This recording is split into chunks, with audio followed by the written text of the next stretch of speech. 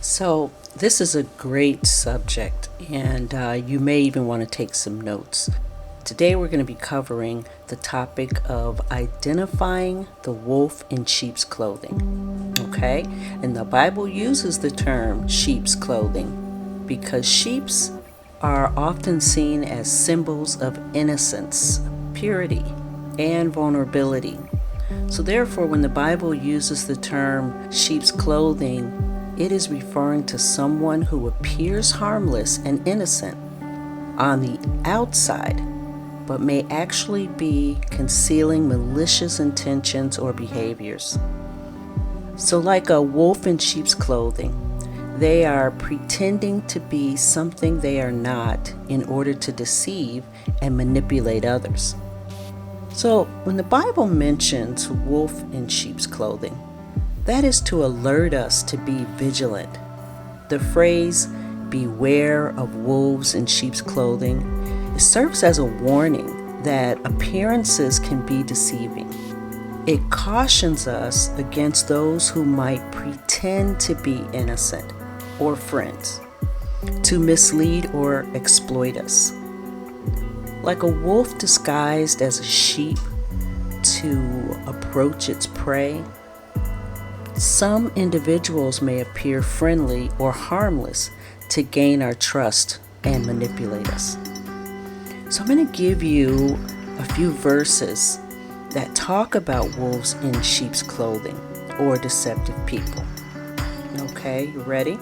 Number 1, Matthew 7:15. Beware of false prophets, which come to you in sheep's clothing, but inwardly they are ravening wolves. Number 2, Matthew 10:16. Behold, I send you forth as sheep in the midst of wolves. Be ye therefore wise as serpents and harmless as doves. That's a good one. Number 3, Matthew 24:11. And many false prophets shall rise, and shall deceive many. We see that all the time now. Number 4, Acts 20, verses 29 and 30. For I know this, that after my departing shall grievous wolves enter in among you, not sparing the flock.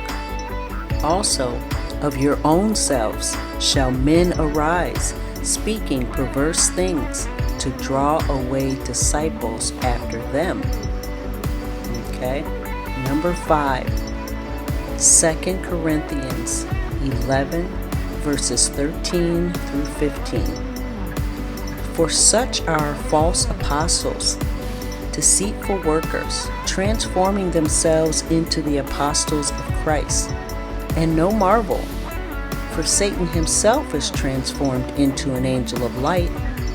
Therefore, it is no great thing if his ministers also be transformed as the ministers of righteousness.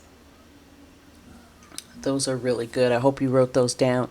Now, the term wolf in sheep's clothing. Now, that's often used to describe even a narcissist because it characterizes someone who outwardly appears benign or compassionate, but is in reality dangerous or two-faced. See, narcissists are known for manipulating others and presenting themselves as likable and generous, yet they may be egocentric, controlling, and lack concern for others. So recognizing these characteristics and evaluating someone's words and deeds before confiding in them is essential. Trust your gut and put your safety first when interacting with individuals who might be concealing their true motives. So when we talk about this, it prompts us to trust our instincts and not be influenced merely by the outward appearances. Most people do judge a book by its cover.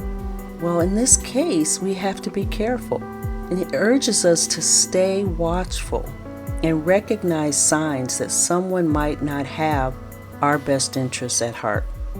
By staying alert to the possibility of deceit and exercising discernment in our interactions, we can shield ourselves better from harm and treachery in the world where honesty isn't always universal.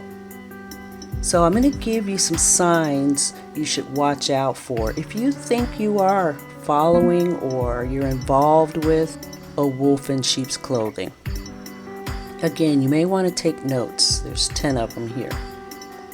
Number 1, if you notice inconsistent behavior, if someone's actions do not match their words, or if they constantly flip-flop on their beliefs or values, they may be hiding their true intentions. Okay, number 2, lack of empathy. A wolf in sheep's clothing may appear charming and friendly on the surface, but they lack genuine empathy for others. They may only be looking out for their own self-interest. Number 3, manipulative behavior. Watch out for individuals who try to control or manipulate those around them for their own gain. They may use tactics such as guilt tripping, gaslighting, or deceit to get what they want. So what is that starting to sound like? Narcissism, right? Well, that's number 4, narcissism. Wolves in sheep's clothing may have a sense of entitlement and believe that they are superior to others. They may display arrogant or grandiose behavior and lack humility. Number 5, lack of accountability. If someone consistently blames others for their mistakes or refuses to take responsibility for their actions, they may be hiding their true nature. Number 6, unpredictability. Wolves in sheep's clothing may exhibit unpredictable or erratic behavior, making it difficult to trust or rely on them. Number 7, superficial charm. Beware of individuals who are overly charming or charismatic, as this could be a tactic to mask their true intentions or manipulate others. Number 8, lack of genuine connections. A wolf in sheep's clothing may struggle to form genuine, meaningful relationships with others. They may use people for their own benefit rather than fostering authentic connections. Number 9, gaslighting. Gaslighting is a manipulative tactic in which someone tries to distort reality or make you doubt your own perceptions. If you find yourself constantly questioning your own thoughts or feelings around someone, they may be a wolf in sheep's clothing. And number 10, your gut feelings. Trust your instincts or your spirit. If something feels off or unsettling about someone's behavior, it's important to listen to your gut and take steps to protect yourself. So, when we think of a field of sheep, imagine this. One sheep seems to always be leading, or it stands out as different. The shepherd will generally watch it and notice that it will separate itself. It's trying to get others to follow. So when the shepherd steps in and divides the two, it's because the disguised wolf may actually lead the other sheep away. This is the same example that we can give for a church leader or a false prophet. So we have to be, careful. On the other hand, if you're in a relationship or you're married, or whether it's a friend or, a committed partner, you have to be cautious of the same thing, their actions. Look at how they are.